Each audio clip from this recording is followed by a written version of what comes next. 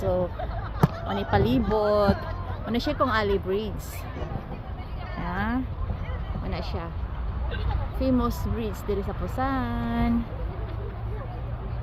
Ayan. Surrounding sa mga flowers and buildings. Ayan, ako nagutom na. Gohom-gohom. Diba? Ang ganda.